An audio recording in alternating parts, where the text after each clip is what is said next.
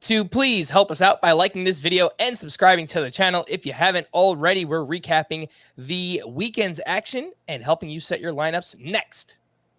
What's up and welcome into Fantasy Baseball today on Monday, June 13th. Frank Stampfl joined by Scott White and Chris Towers. Today on the show, we had a major injury to one of the top starting pitchers drafted this season, waiver wire ads, hitters that are heating up in June, starter sit, and much more. But let's get started. Oh my goodness gracious. All right, let's go with Scott. Oh my goodness gracious from the weekend. Well, Frank, I like a good burger. I don't know about you. I like a good, juicy burger. And the White Sox enjoyed one of those this weekend themselves. Jake Burger, the Burger Man, he homered again over the weekend. He's been homering a lot lately. He's hit 4 home runs in his past 8 games, and he's got that batting average looking respectable too. OPS is over 800. He looks like his stats look like what you'd expect a major league cornerman stats to look like, which suggests to me that that's what he is. And it's worth pointing out because the White Sox, a team that struggled with offense all year, someone on their team who hasn't looked much like a major league hitter for a while now is Yoan Moncada, their third baseman. Moncada's still been getting some starts, but Burger's been playing more regularly, getting some at third base, but getting some time at DH. They just sent Gavin Sheets down. He's going to stop bothering White Sox fans. It's going to create even more room for Burger in the lineup. So I think the White Sox are committed to Burger now. They've had enough chicken and pork. They're all in on the Burger. And like, he hits the ball really hard. Like, I don't think the power hitting is a question. Average exit velocity is like 91 miles per hour. Like, he's strikes out too much, bad plate discipline. But at third base, I welcome the addition of another power source. Yeah, 100%. He has started 7 games in a row. You mentioned they're trying to find ways to get his bat in the lineup, and the power metrics really line up with everything he's doing right now. 90.8 mile per hour average exit velocity, 114 max EV, 16% barrel rate. There's a lot to like about Jake Burger right now. But there was a few other corner infielders that kind of popped off the screen this weekend as well. Bobby Dahlbeck had 2 homers his last 16 games. He's batting .280 with 4 home runs. He's hitting the ball extremely hard. The strikeout rate is down for him. And we saw last year from August 1st on, when Dahlbeck was striking out less, he was like one of the best power hitters over the final 2 months of the season. And then Darren Ruff had a double dong on Friday, one off of a lefty, one off of a righty. I feel like we do this every couple of weeks. We bring up Darren Ruff, but he's still kind of interesting. Chris, how would you rank those 3? Jake Burger, Bobby Dahlbeck, and Darren Ruff if you are looking for a corner infielder? I think Dahlbeck and Burger are probably the Spider-Man meme.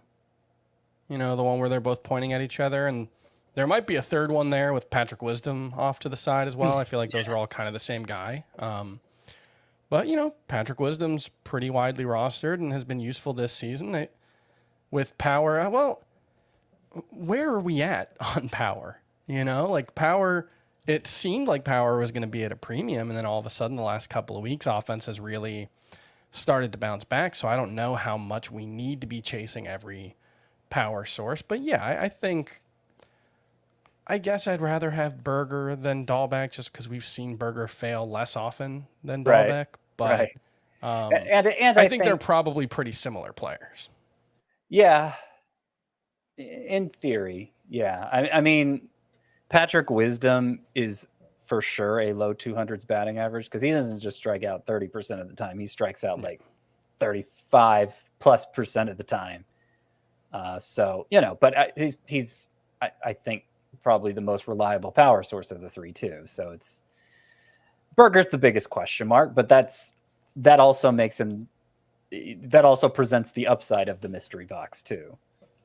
Right? It could be an invincibility star, or it could be I don't know what bad comes out of the question mark box in Mario Brothers. Sometimes you hit the fake box.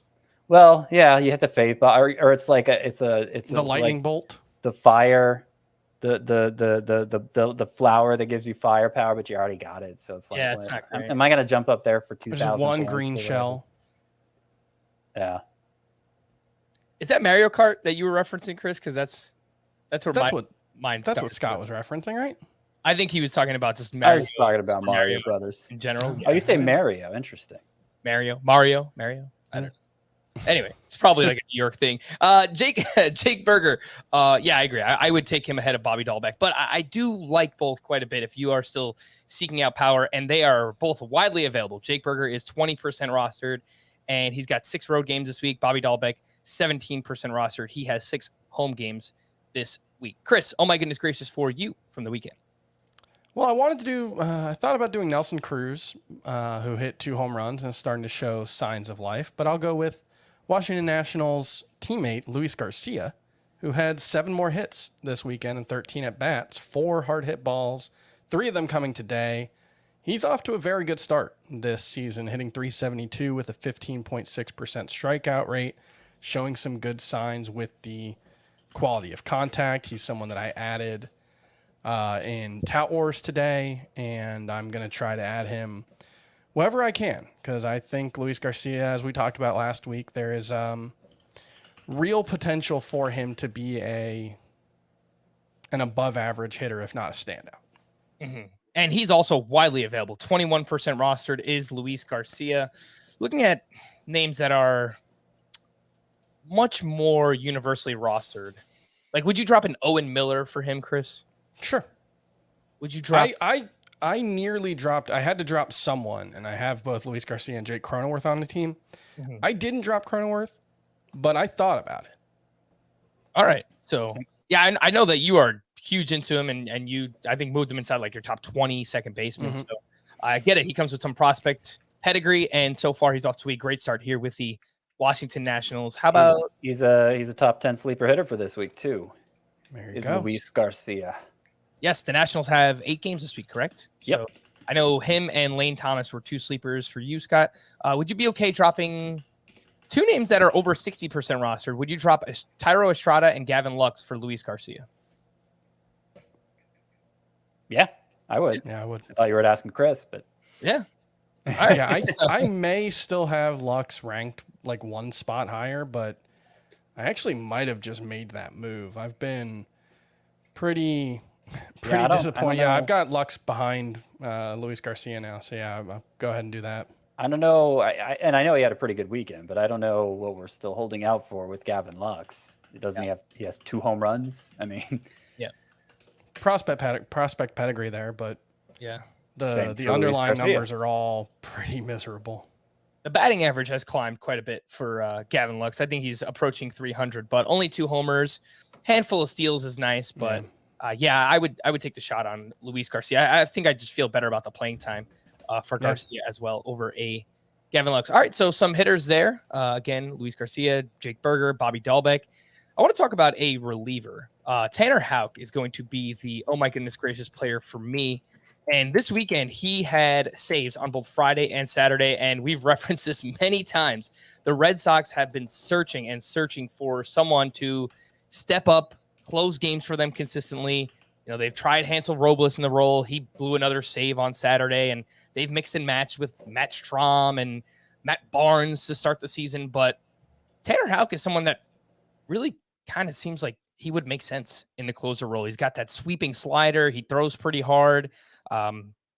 Gets a good amount of whiffs. So I'm pretty interested in Tanner Houck potentially taking over this role. He's 35% rostered.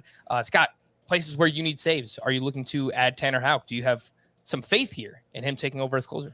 Yeah, I mean, well, a guy gets a save on back-to-back days for a team that hasn't nailed down a closer yet. I think you have to assume he's the front runner at this point. And heading into that stretch, Alex Cora said he was going to try and use him as more of a late inning guy after he began the year in the rotation and then a multi-inning reliever And so I guess this is the role he had in mind. I mean, certainly the arsenal is there for him to be an effective closer. He'll have to be consistent about it, but it's not like there's much competition on the Red Sox. So I would say, you know, I might prioritize.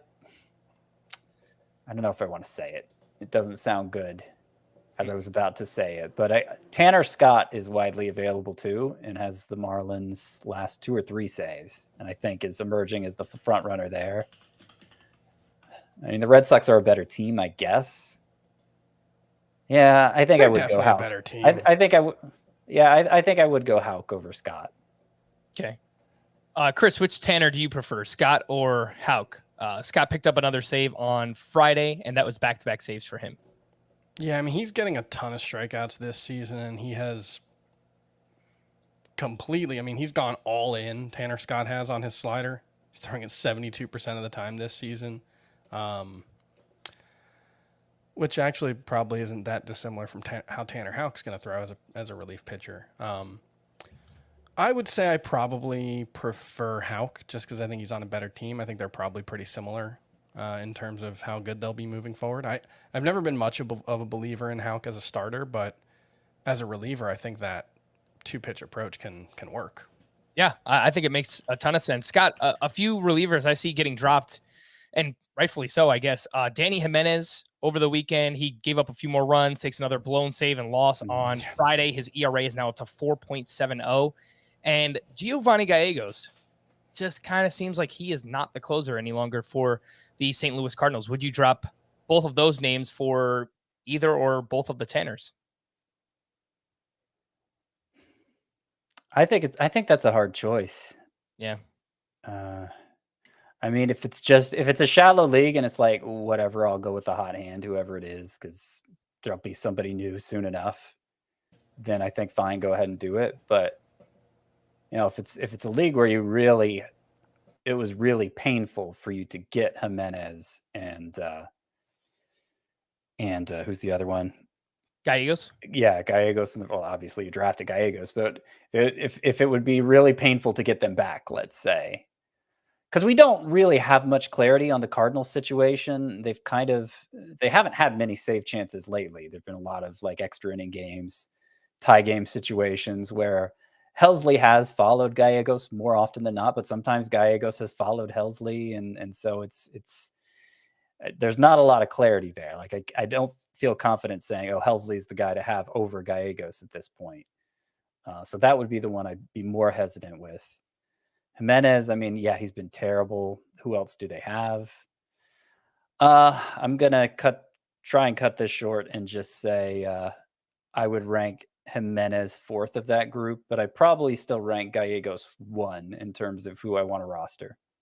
All right, fair enough. Yeah, Oakland is tough right now. I was putting in some speculative ads on like AJ Puck in deeper category leagues. I don't know if that's actually going to happen. He does not have any saves or even think save opportunities, but yeah, it's not working right now for Danny Jimenez and the Oakland A's. All right. Let's get into the big news from the weekend. Unfortunately, Walker Buehler is dealing with a flexor strain in his right elbow and won't throw for at least 6 weeks. And Chris, I saw you tweeting about that timeline, not throwing for 6 weeks. That means he would still have to ramp back up. So we're looking at, if everything works out, maybe an August return for Walker Buehler. But yeah, I mean, like a best case scenario would be what? Yeah, probably mid-August. That's like if he hits that 6-week timetable. And then, 2 weeks of ramp up, 2 weeks of rehab assignments. Like, that's asking a lot. It could easily get into September without even a setback, just being on the later end of this timetable. So, I don't know if I don't want to tell people to drop Walker Buehler, but if you're in one of those leagues where you don't have an IL spot, you're going to have to consider it. Yeah, no, that's a real question. Scott, what do you think? Would you look, obviously it's really tough. It depends who's available too, but NFBC leagues, for example, no IL spot, only 7 bench spots. Would you drop Walker Buehler in a league like that? I try not to. I do think it's on the table. It's a similar timetable that Max Scherzer got.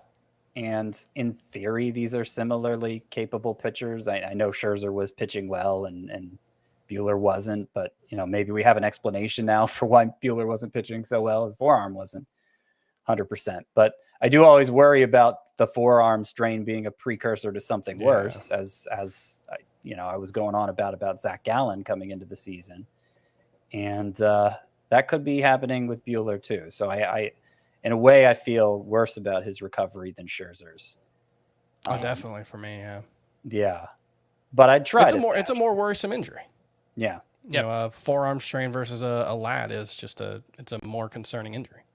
Yeah, and look at, Jesus Luzardo is another pitcher who's had a forearm strain, and he suffered that a month ago. He hasn't thrown a ball yet. So, I mean, I think the Dodgers are going to be very cautious with Walker Buehler, and rightfully so. I mean, I'll give you an example. My TGFBI league, which is hosted on the NFBC website, 7 bench spots. I have Colton Wong, Fernando Tatis, Tim Anderson, Matt Chapman, Franmil Reyes, Eduardo Rodriguez, Freddie Peralta.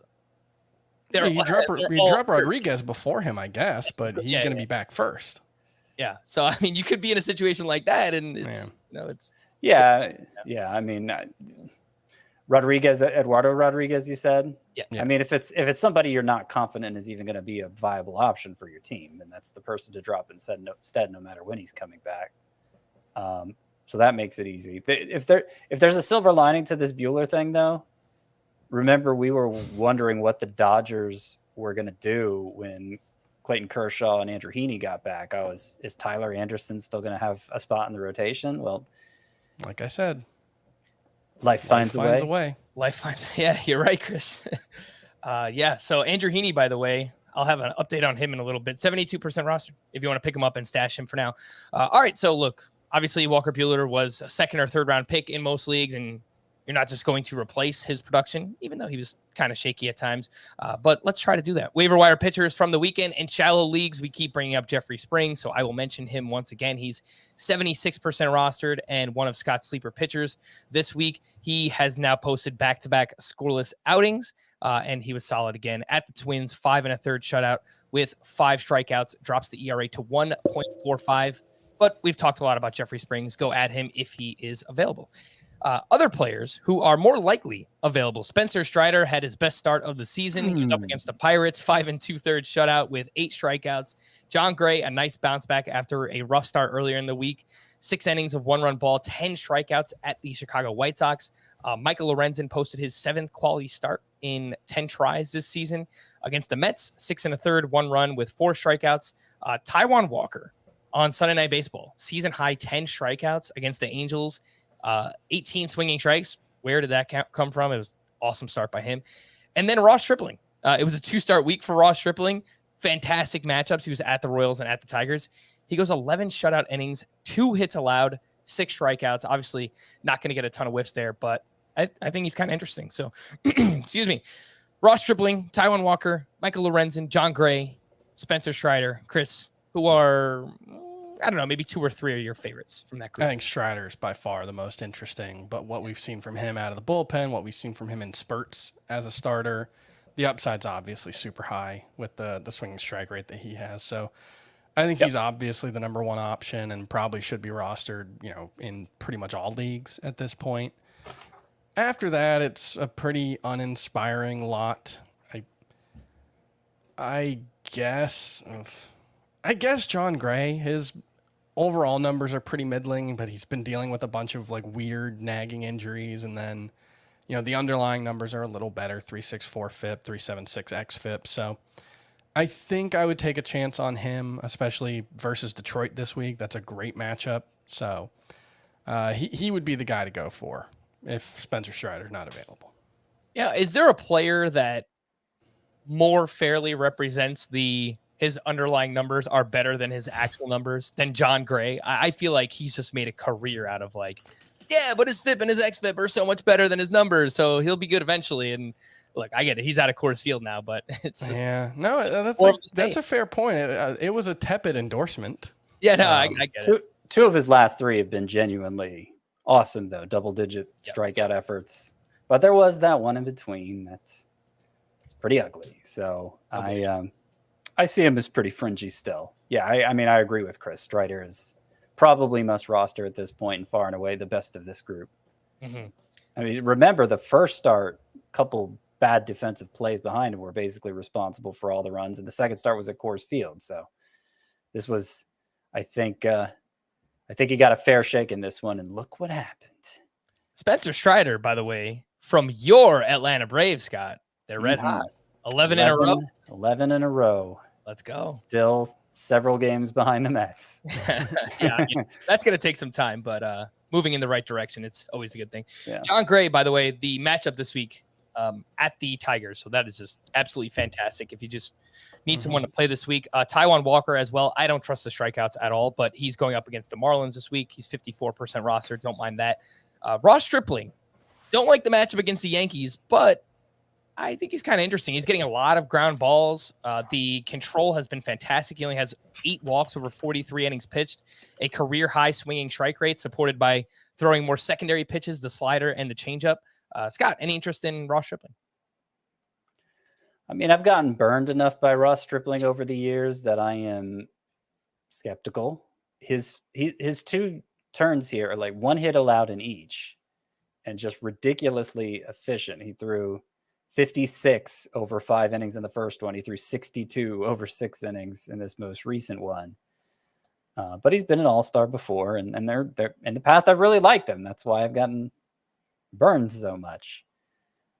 It is interesting to hear he has a career high swinging strike rate. I hadn't noticed that. I mean, I'll say I don't see anything he's doing that Martin Perez isn't doing. It's like I'm as interested in Ross Stripling as I am in Martin Perez. Well, I mean, their numbers are actually almost identical. Another 2 months of Ross Stripling doing this, I would say for sure.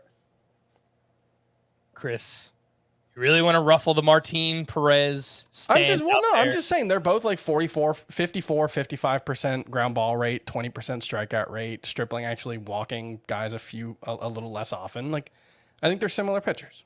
Yep. And we'll get to Martin Perez a little bit later on. In deeper leagues, some names, well, actually very deep leagues, some names that stood out from the weekend. John Heasley, he pitches for the Royals, by the way. He has turned in 3 quality starts in a row.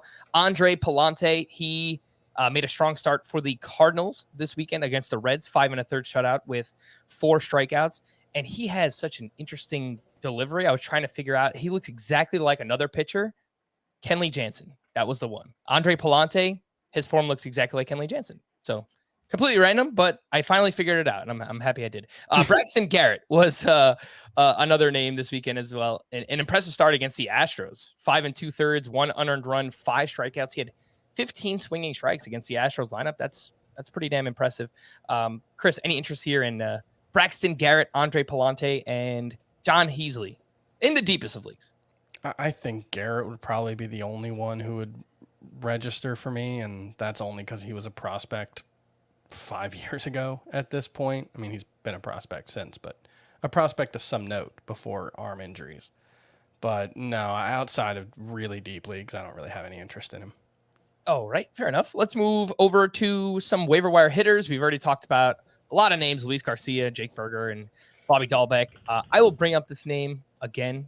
Maybe this is my Eric Hosmer of June, whatever. But Nathaniel Lowe, he's having a big June so far, and I'm just going to keep mentioning it. 341 batting average, 4 homers, 3 doubles, and OPS over 1,000. He's hitting the ball hard, and he's putting it in the air. So I am still pretty interested in Nathaniel Lowe. Yeah, I mean, he's always hit the ball pretty hard. He's had launch angle issues like Hosmer in the past. So, you know, if he can sustain that, then there may be something, but that's a very big if this deep into his career. Mm-hmm. Yeah, and it's a small sample, right? It's only June so far, so we're 12 days in, and I want to see him sustain it. But look, this is what it would look like if Nathaniel Lowe was breaking out, putting the ball in the air and barreling it up as much as he is. How would you rank these outfielders? These all did something of note from the weekend. Brandon Marsh had a double dong on Friday, but overall has slowed down quite a bit for the Angels. He's 44% rostered. Andrew McCutchen had a solid weekend, 5 hits, 1 homer, 2 steals. He's 28% rostered. We're starting to get some speed from Michael Harris with the Braves. He stole 2 bases over the weekend. He's batting .296 overall. He's 96th percentile in sprint speed. And Adam Duvall, who I believe was a sleeper for you last week, Scott. So kudos to you. Had a double dong on Sunday, and he's having a strong June. 278 batting average, 4 homers, an OPS over 1,000, 34% rostered. Scott, how would you rank those? Marsh, McCutchen, Michael Harris, and Adam Duvall. I would go, well, like if home runs are your greatest need, probably Duvall goes to the front of this group, but just in a vacuum, all things being equal, I would say Harris, then Duvall, then Marsh, then McCutchen. I can note that recently Harris made a change to his stance. He lowered his hands lower than he's ever had them before. And that kind of coincides with him picking it up at the plate, though he still has yet to hit his first home run. And Duvall has been working on his launch angle. I heard them say during the Braves broadcast today, because he felt like he was hitting it too high, maybe in a way that worked in the past when the ball carried better. And, you know, I don't know how much of this recent success for Duvall has to do with that versus the ball is carrying better, because it's, you know, we're into the summer months now. But regardless, I think Duvall's best days are ahead, at least as far as 2022 goes. All right. And on tomorrow's podcast, we will take a deeper look at offense so far in June and what's happening right now. Home run to fly ball ratio. It just seems like offense is up in general, which would coincide with humidors and, you know, things that we kind of theorized in the past. In deeper leagues, a few names that stood out. Christian Betancourt, last 4 games, he plays catcher and first base for Oakland. He's got 9 hits over his last 4 games, 3 homers, 1 steal. He hits the ball very hard, 92 mile per hour, average exit velocity, very impressive barrel rate as well. That is Christian Betancourt. And then Kevin Kiermaier had a sock and a shoe on Sunday. He's now up to 7 homers, 5 steals. He's 9% rostered. Chris, do you have any interest in Betancourt or Kiermaier in deeper leagues? Both are somewhat interesting for deeper leagues. Betancourt, if you're in a league that's deeper than 12 teams with 2 catchers, and even maybe a two catcher 12-team league, he's playing enough that you're getting some kind of edge on a lot of catchers there. But I, would much rather have Gabriel Moreno, who just got called up, than Betancourt. And Betancourt wasn't one of the catchers that I added this week. Mm-hmm.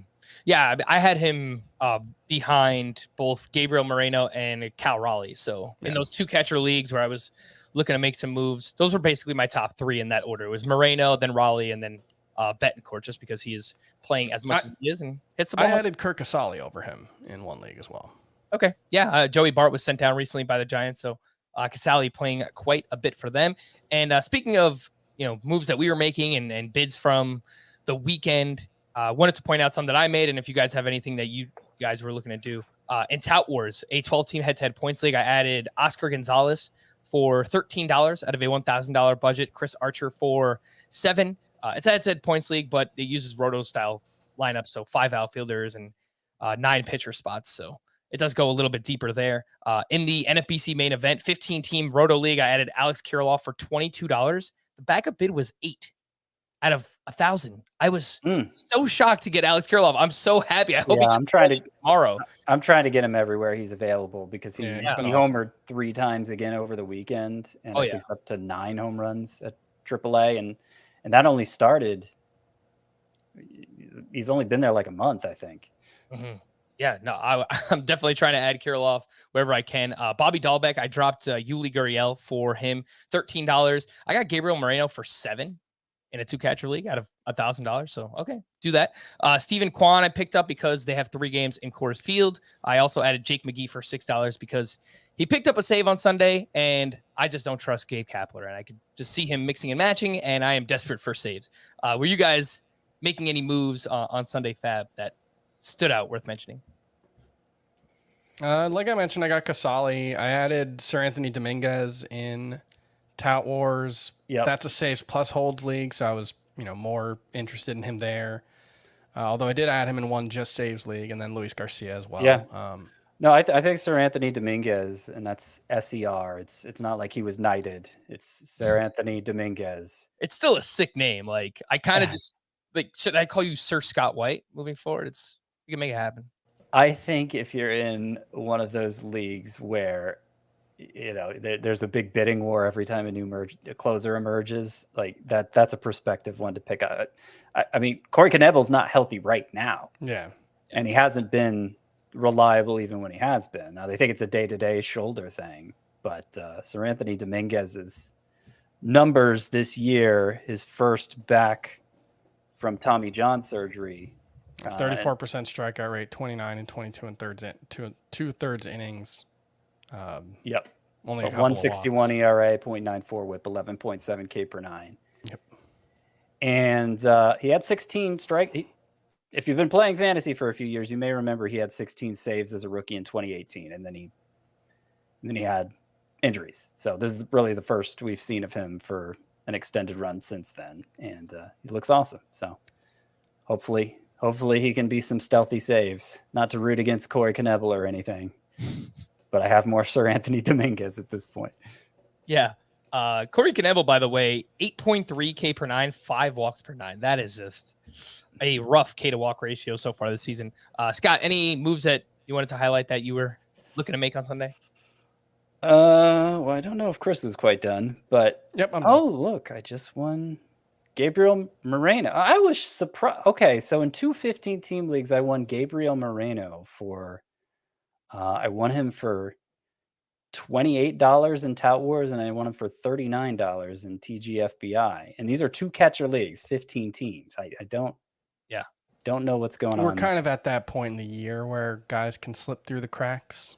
Yeah, I guess people running low on fab, Yeah, Scott, I got Moreno for $7 in a 2 catcher league out of $1,000 budget. So yeah.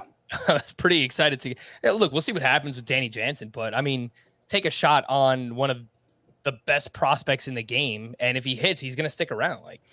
Now I'm wondering if I won him in a league where I already have Salvador Perez and Alejandro Kirk, but it's just like, why am I not going to bid on Gabriel Moreno in a 15-team league? Yeah, I did not win him in that league. That was only a $7 bid.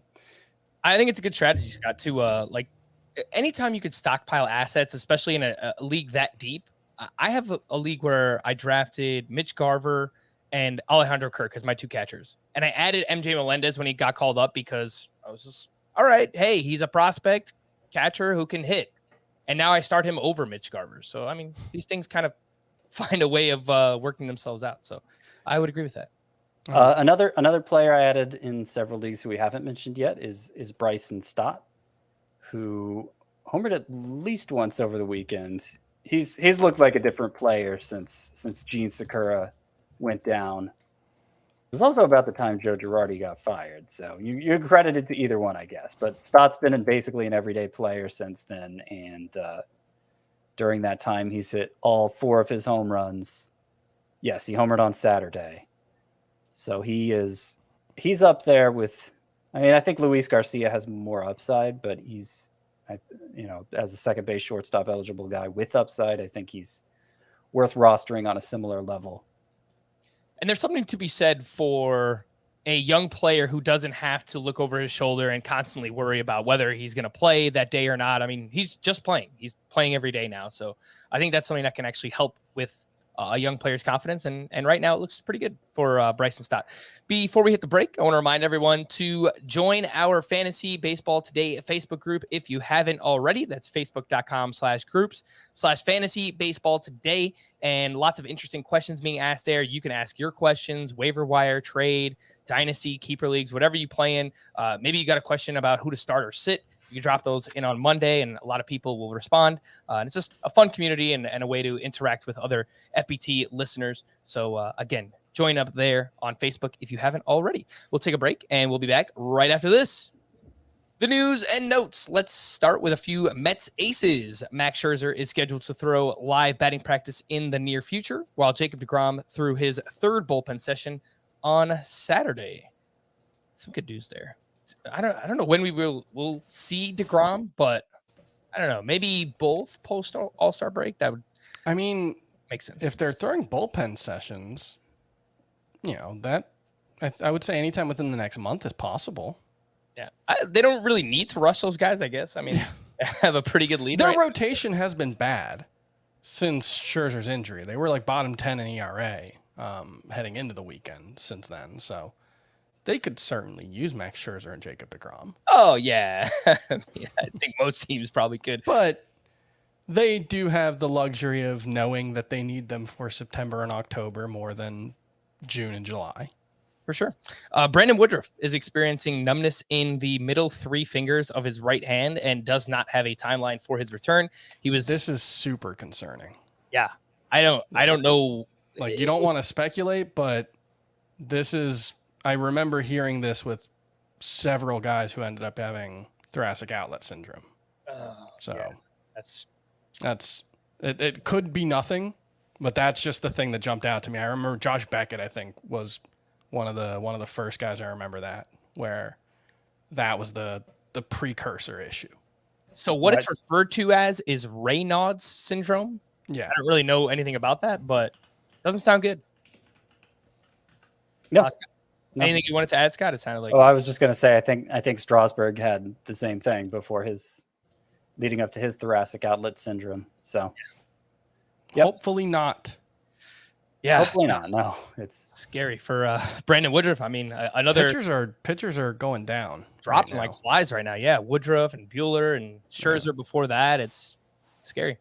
Tim Anderson will begin a rehab assignment at AAA on Tuesday. He's on the IL with a groin injury. Seiya Suzuki is not making progress with his sprained finger and remains without a timetable. Jack Flaherty will make a 3rd rehab start on Wednesday. He's allowed just 1 run over his first 2 rehab starts. Like to see him performing well. Chris Sale will throw 2 live batters for the first time on Monday. It also turns out that he could return in a relief role at first just to get him back sooner. And I'm sure they would, stretch him out, maybe use him for multiple innings in the bullpen. But that's the plan for now. Franmil Reyes will begin a rehab assignment on Tuesday with AAA. He's been out since May 25th with right hamstring tightness. I'm going to plant a flag.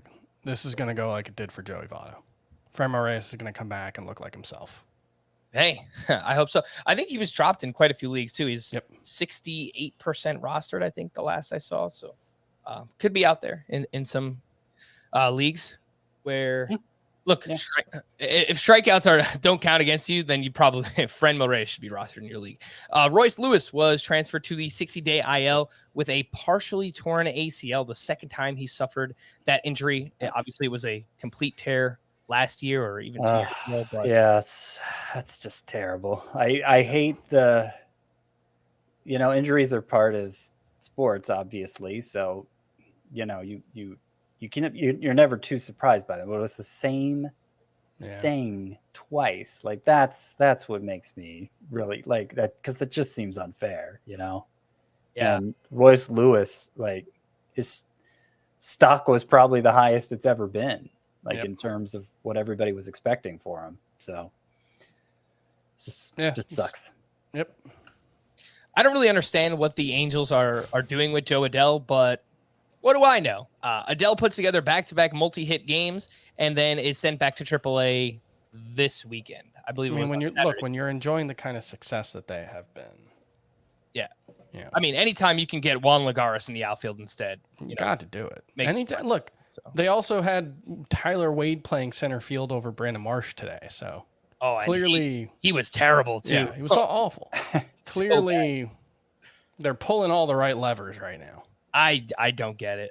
Look, I am obviously a little bit salty because I added Joe Adell in a few spots last week, and I dropped him for Alex Kirilloff.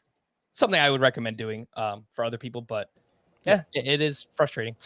Orioles outfield prospect Kyle Stowers has joined their taxi squad and will likely make his debut in Toronto. And I'm speculating here, but I do wonder if he's only getting the call because maybe there's an Orioles outfielder or hitter who is unvaccinated and can't play in Toronto. So maybe this is a short stay, but Stowers, Scott, I know someone we've mentioned before on FBT and 5, and he's hitting 253, 12 homers in 49 games at AAA. So he does have some pop. It does. It's not a profile I generally love in a prospect. He's power over hit, and he has had strikeout issues in the past. Not so bad this year, about 25%, but yeah, I'm not making a big investment in Kyle Stowers. Oh, right. Corey Knebel, we've mentioned multiple times, he's dealing with a tight shoulder and hopes to only miss a day or two, but it does sound scary. And Sir Anthony Dominguez is one you could speculate on there. Casey Mize will undergo Tommy John surgery, so pretty big blow for the Detroit Tigers. Andrew Heaney expected to throw at least 5 innings in his AA rehab start on Tuesday. He's 72% rostered, could be out there in some shallow leagues, some points leagues. Anthony DeSclafani went 3 scoreless innings at AAA rehab on Saturday. He's on the IL with an ankle injury. It actually turns out Andrew Kittredge needs Tommy John surgery. Last week they said he's going to have some loose bodies removed, but it is more severe than that. And we'll talk about Tampa's bullpen a little bit later on. No surprise, but Sixto Sanchez is not expected to pitch this year. He's still trying to work his way back from major shoulder. I believe it was some kind of surgery that he had. Yeah, some kind of capsule. Yep. Kyle Hendricks has been resting due to shoulder fatigue, but is lined up to start Tuesday against the Padres. Obviously not much interest there. These players went to the IL this weekend. Nathan Eovaldi with lower back inflammation, Colton Wong with a right calf strain, Marcus Stroman with right shoulder inflammation, Garrett Whitlock with right hip inflammation, Jacob Junis diagnosed with a grade 2 hamstring strain, Mike Zunino with a left shoulder injury, Wade Miley with a left shoulder strain, Ramon Arias with a left oblique strain, and each of Mitch Garver, Glenn Otto, Garrett Cooper, and Mike Clevenger were all placed on the COVID IL this weekend. Can't get Clevenger back for any length of time. No, it's been a mess. Starters sit these questionable players. Michael Kopech left Sunday with, I believe it was a knee injury. He's scheduled at Houston this week. Did you guys avoid that injury? Tough matchup. I would. It sounds like it's not 100%. He's going to make that start, and it's a tough matchup anyway. So you'd start him against them if he was healthy, but given the question, yeah. All right. Joe Ryan will start Tuesday or Wednesday against the Mariners. He last made a start on May 21st. He's been on the COVID IL for quite some time. He's not so necessary that I would start him in his first one back. You don't know how guys are going to respond from COVID, so I would sit him. All right. Lance Lynn expected to make his season debut on Monday against the Tigers, which I believe would make him a 2-start pitcher. Yep, he got moved up just tonight. It was announced he would go tomorrow Sunday it was announced he would go Monday instead of Tuesday, which, yes, does make him a 2-start pitcher, Frank, and I think means you need to activate him right away. His last rehab start was pretty awful, but he threw 79 pitches in 3 innings, so, you know. Yeah, I mean, he looked fine before out. then, and he's going against the Tigers for a start. Yeah. So I think go with Lance Lynn. All right. A few hitters that are banged up. Matt Chapman has missed 2 straight with wrist soreness, and Yasmani Grandal was out Sunday with a leg injury. Would you guys maybe play it safe and get those guys out? Chapman, definitely. It looked like he was starting to turn it around. Then he struggled for the last week or so. So I would sit him. Grandal, I don't know. Who do you got? Right? Yeah. I mean, maybe you have like. Are you carrying a third catcher? You probably shouldn't be. Right. Or a second catcher, I guess, in a 2-catcher league. Generally speaking, that's not the best usage of resources. So I'd probably. Well, what if it's a 1-catcher league? Which most are. Yeah, like I don't know. Who are you carrying? Well, I don't. Do you drop Grandal to get Gabriel Moreno? Get William Contreras? I wouldn't drop him. Okay. I don't think.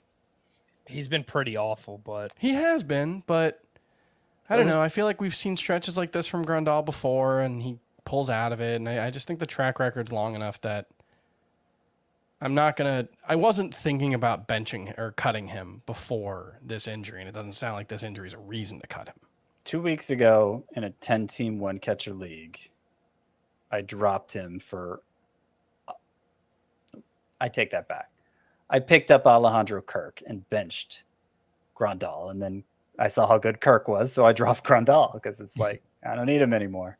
But that's there aren't a lot of Alejandro Kirks out there. Well, Yeah.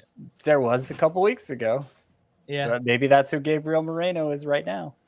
I mean, William Contreras is 71% rostered. MJ Melendez 69%. Gabriel Moreno is 51%. So there could be some catchers out there in one catcher leagues. Let's move on to some other leftovers from the weekend. Some pitching regression that we saw. Martin Perez roughed up by the White Sox on Saturday. The White Sox absolutely crushed lefties. So just keep that in mind whenever you see them on the schedule. Martin Perez is at the Tigers this week. Chris, what did you see from your guy, Martin Perez? Would you still roll him out there at the Tigers this week? At the Tigers, sure. They're bad. Yes. But I think he's not that good. So after that, if he has a rough matchup, I'll definitely sit him. And I think he's a fringe roster guy. Fair enough. Eric Lauer gives up 3 homers at the Nationals, and he allowed 8 runs total in this start. His last 4 starts, Eric Lauer, 5.85 ERA. The whiffs are down, 13 strikeouts to 13 walks during that time period. Scott, would you start Eric Lauer at the Reds? Seems like he's kind of fallen off here. I mean, it's a good enough matchup that I wouldn't automatically sit Lauer, but yeah, he looks like he's a fringy pitcher again. It's been going on long enough, and in all phases. You mentioned the 1-to-1 strikeout to walk rate over his last 5 starts. That's terrible sign. I do want to mention for Martin Perez, his pitch selection was like back to his old pitch selection in this one start. It was fading the sinker, more cutters. Not a good formula for him, I don't think. I don't know why he did that in this most recent start, but that stood out to me for Martin Perez. All right. Mackenzie Gore, we knew he wouldn't pitch to a sub-2 ERA all season long. He gave up 6 runs against the Rockies, and looks like his next start is in Coors Field. So I think we should probably avoid that, right, Chris? Yeah, I think that's fine. Carlos Carrasco has had a few rough outings this season. The 4th time he has allowed 4 or more runs. He was at the Angels on Saturday. He gave up 5 runs in that start. His ERA jumps to 3.93. All of his underlying numbers still look pretty good. Scott, would you start Carrasco at home against the Brewers this week? It wouldn't be automatic, but it just depends who else I have. You mentioned the underlying numbers. They do. It's been really frustrating because 334 xFIP, 12.9 swinging strikeout rate. That's like a top 10 sort of rate. I don't know why the results have been so infrequently there for him. Scott, I'll also give you Aaron Ashby, who was destroyed at the Nationals on Friday. He gave up 6 runs, 13 hits over 4 2/3 innings pitched, and he is at the Mets this week. Before we started, you said you have some thoughts on Aaron Ashby. Oh yeah, no, you keep going with Ashby. Ashby's great. Ashby, this isn't Martin Perez where he has a bad start and you got to wonder if it's all falling apart. Ashby, his previous 2 starts, he had a combined 21 strikeouts. First of all, so we were thrilled then. Of the 13 hits he gave up Friday, 11 were singles, and one of the 2 that wasn't a single was an 82.5 mile per hour triple. So I don't know what that looked like, but probably fun. It looked like an out off the bat. I can tell you that. So yeah, I mean, it was just he just had bad luck in this start. I think was mainly the issue, and there's a lot to like there for Ashby still. All right, we're rolling with him. We had a few pitchers return this weekend. Shane Baz, not great, gave up 5 runs over 2 1/3. He's at the Orioles this week. Tyler McGill gave up 2 runs over 3 1/3 innings pitched at the Angels. He's going up against the Brewers this week. And then Clayton Kershaw was at the Giants. He gave up 2 runs over 4 innings pitched, got his pitch count up to 71, and he's going up against the Guardians this week. Chris, what do you think about those matchups? We got Baz at the Orioles, McGill versus the Brewers, and Kershaw versus the Guardians.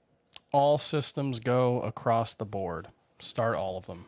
Fair enough. All right, some pitching standouts.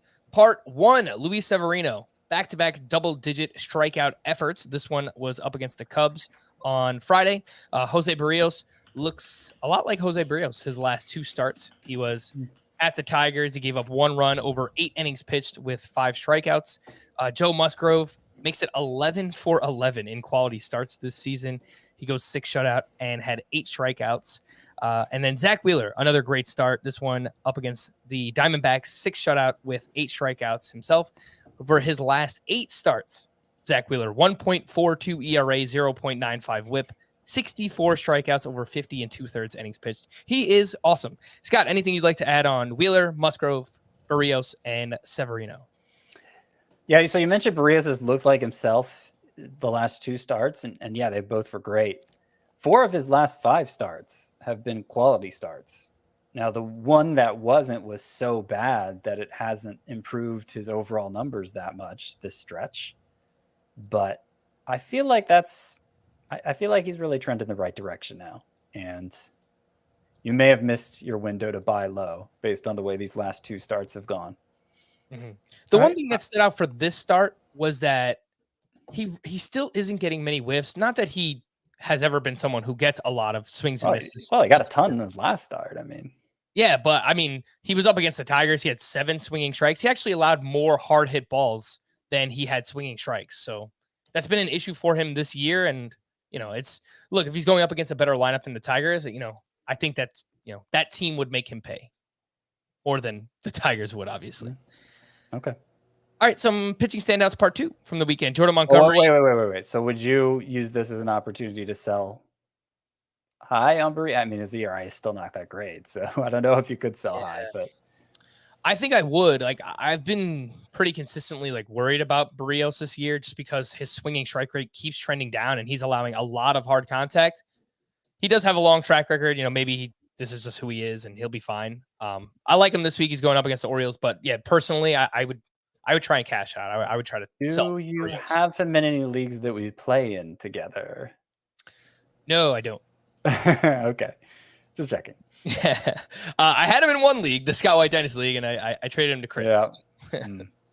How's that going, Chris? Yeah, I would say your problem now, Chris, but we're rounding the corner. You gave me Trevor Rogers in return, so it's, it hasn't really worked out. It's not really great anyway. Pitching standouts part 2. Jordan Montgomery went 7 shutout against the Cubs with 5 strikeouts. He had 17 swinging strikes on 96 pitches. Julio Urias, an awesome start at the Giants on Sunday. 6 innings, 2 runs, 10 strikeouts to 0 walks. Carlos Rodon, we really needed to see something, get back on track here. He's got. Oh, we didn't. What? No, go ahead. Say what you're going to say about Carlos Rodon. I'm mad at him because I lost in 2 head-to-head points leagues this week by a combined 3.5 points. Ouch. And this great start for Carlos Rodon Sunday was one of the many things that led to one of those losses. And that was that was the podcast league. So that's the difference between me being 4-5 and me being 3-6 in that league, which is a very big difference. And yeah, I was the 3rd highest score for the week in that one. I was the 2nd highest score in the other. And incidentally, not even those 2 leagues where I lost by the combined 3.5, but in the 24-team Dynasty League, I was the 2nd highest scorer for the week and lost. Doesn't bother me as much. It's a rebuild year, but wow, what a crappy week. crappy week. I'm sorry, Scott. I do like I like it when you get angry though. It's makes for a good podcast. I'm not angry. I'm depressed. It's funny to him. He's actually laughing about it. No. Carlos Rodon, by the way, he had a 6 ERA over his previous 5 starts. So I do think we needed to see a great start, and that we did. Robbie Ray, what happened here on Sunday? Just completely changes his pitch mix. It worked, so I'm not mad about it, but he fires his first scoreless outing of the season up against the Red Sox. Pretty good lineup. 7 shutout, had 4 strikeouts, throws a sinker in this one 48% of the time. And entering Sunday, he used that pitch 2% of the time. So what's going on? Chris, what do you think? Robbie Ray, Carlos Rodon, Julio Urias, and Jordan Montgomery. Robbie Ray kind of just sounds like a guy who's looking for answers. And so he's going to tinker until he finds something that works consistently. I don't think this approach is going to work for him consistently. There's basically never been a version of... There have been multiple versions of Robbie Ray that have been good for fantasy. None of them have featured him throwing his slider 18% of the time. So I think it's going to be back to the drawing board at some point. Urias, I think, is mostly just back. Like the velocity's not where it was last season, but he remains a standout in terms of quality of contact, suppression, and the strikeouts have been back the last handful of starts. So I mostly feel pretty good about him. He's still a top, I think, 12 pitcher for me. And I probably need to give Montgomery more credit than I have, but I don't want to give him too much credit because I don't know how long he can survive with this kind of strikeout rate. So I don't know. I'm not sure what to do with him. I probably need to move him up. He's 84 for me. He could probably stand to move up a little bit, but not too much. Yeah, Montgomery is interesting. His strikeout rate is down, yet he has a career high 14% swinging strike rate. So it doesn't really add up. It seems like he should be getting more strikeouts than he is. It could be like a sequencing thing or something like that. But overall, he's been pretty damn good. That is Jordan Montgomery. Let's quickly rapid fire, do some starter sit with some of these pitchers as well. Paul Blackburn went 8 shutout innings. He is at Boston this week. I know he's pitched well, Scott, but I feel like I would want to stay away from Blackburn there. Yeah, I've never believed in him. I will sit him. All right. Tristan McKenzie has now gone 6+ innings in 7 starts in a row. And the problem is that he's at Coors Field this week. Chris. Yeah, no way you can start him at Colorado, a guy who's that homer prone. I like him, but yeah. Mm-hmm. Although, like, I could see him going 6 innings, giving up 3 solo home runs. That's the kind of pitcher he is. Yeah, it could be. Hunter Green, his last 7 starts, he has a 3.20 ERA, 0.99 whip, 13.6% swinging strike rate. He is at home against the Brewers this week. What do you think, Scott? I lean start. I could see how you might want to prioritize volume if you have options, but I'd lean start on Green. I feel like the fastball's been a lot better for him lately. The last 2 starts for sure. He didn't throw it as much in this one as the previous one, but yeah, it has been. I mean, he's up to a 28% swinging strike rate or whiff rate on it, which for a fastball is really good. Even, when it gets hit really hard. But I'm starting to really believe in Hunter Green. All right. Well, it only took us 57 minutes, but we've made it to Charlie Morton. He once again gives up some runs in the first inning, but then he settles down and he goes 6, gives up 4 runs, 12 strikeouts, 23 swinging strikes. So still lots of good. But I mean, you got to like the trajectory he's on. It's just keep the runs off the board, Focus that first inning. This is the Luis Castillo versus the Rangers. I've made the Luis Castillo comp for him over and over this season. There was a start last year against the Giants, where he had 11 strikeouts but gave up 3 runs in 5 innings, and that was like right around when he started figuring out this is that point. Chris, would you start him at the Cubs this week? Yeah. All right. Blake Snell, actually nice bounce back performance. 6 innings, 2 runs, 7 strikeouts against the Rockies. The problem is that he's at Coors Field this week. So I assume no thanks. Yeah, I'm still not that trustful of him anyway. But yeah, especially not at Colorado. All right. And then Patrick Sandoval, solid bounce back up against the Mets. 6 innings, 2 runs, 8 strikeouts. He had 20 swinging strikes in this start. He is at the Mariners this week. Chris, what do you think about that matchup for him? Yeah, I'm still starting him. There's a lot of red flags here, but I think he can pitch better. Even like the results have been good. The process has been pretty mediocre, but just throw the changeup more, man. It's such a good pitch. I don't know why it's his 3rd most thrown pitch this season. Has it been as good for him this year? I feel like there have been a few starts where it's gotten like no whiffs or 1 whiff. It got 10 whiffs today, so it was. Last I saw, I still had like a 45% whiff rate. Okay. Yeah, it was 48% entering today. It was 51% last year. That pitch is a freaking monster. Yeah, he's just got to use it more. He's got a 100 batting average against on his team. So come on, Patrick Sandoval. Hitters coming around in June. I'm actually going to save this for tomorrow when we take a closer look at offense in June overall. But some hitting leftovers that I did want to mention. Dalton Varsho had a big game on Friday. Sock and a shoe. He's up to 9 homers, 4 steals. Going to go back to playing the outfield more again now that Carson Kelly is back.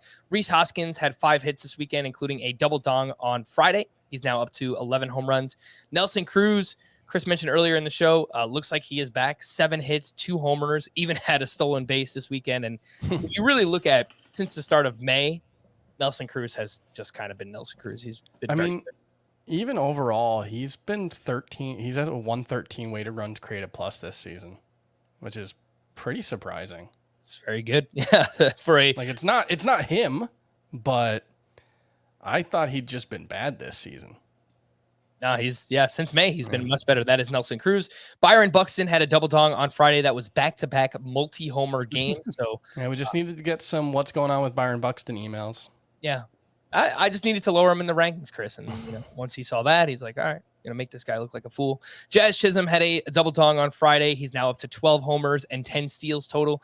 Tommy Edman, 5 more hits this weekend, including his 6th home run. And he's now up to 15 steals as well. Jeremy Pena had a sock and a shoe on Sunday. He's now up to 9 homers and 6 steals. Aaron Judge had a double dong on Saturday. He's up to 24 homers. Mike Trout had a double dong on Saturday. He's up to 16 homers. Jared Walsh hit for the cycle on Saturday. He's been much better as well. The batting average is up to 263 for him. Ian Happ is just quietly having a very good season. He went 3 for 3 on Sunday, hit his 7th homer. He's batting 275. He's got 5 steals, 844 OPS, making more contact. It looks very good. If I have Ian Happ, I'm very excited about what he's doing. And then the Yankees, they put up 18 runs on 17 hits on Sunday. Double dongs by both Matt Carpenter and Kyle Higashioka, which does not matter for fantasy at all, really, but I guess I just wanted to mention that.